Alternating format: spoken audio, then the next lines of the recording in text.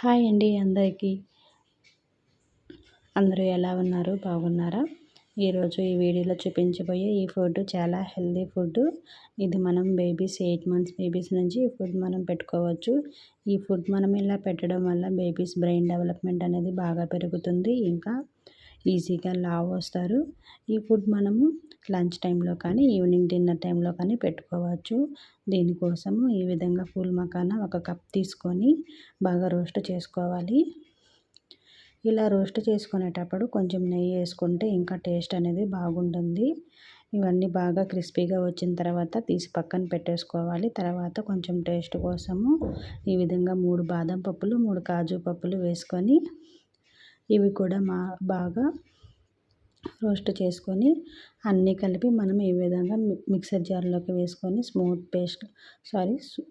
Powder లాగా చేసుకోవాలి. కొంచెం బరకగా ఉన్నా కూడా పర్లేదు. ఇవంతా పక్కన పెట్టేసుకొని ఇంకొక స్టవ్ మీద ఒక పాన్ పెట్టుకొని దాని మీద 3 స్పూన్లు రవ్వను వేసుకొని మనం బాగా రోస్ట్ చేసుకోవాలి. పచ్చి వాసన పోయేంత వరకు రోస్ట్ చేసుకోవాలి. కొంచెం వాటర్ వేసి బాగా ఉడికిన తర్వాత దగ్గర పడిన తర్వాత మనం ఆల్రెడీ మిక్సీకి పట్టుకున్న ఈ పౌడర్ని దీనిలోకి వేసుకోవాలి. ఈ విధంగా వేసుకున్న తర్వాత ఉడికిన తర్వాత బాగా కొంచెం స్వీట్నెస్ కావాలి అనుకుంటే బెల్లం పొడి యాడ్ చేసుకోవచ్చు, లేకుంటే ఏమీ అవసరం లేదు.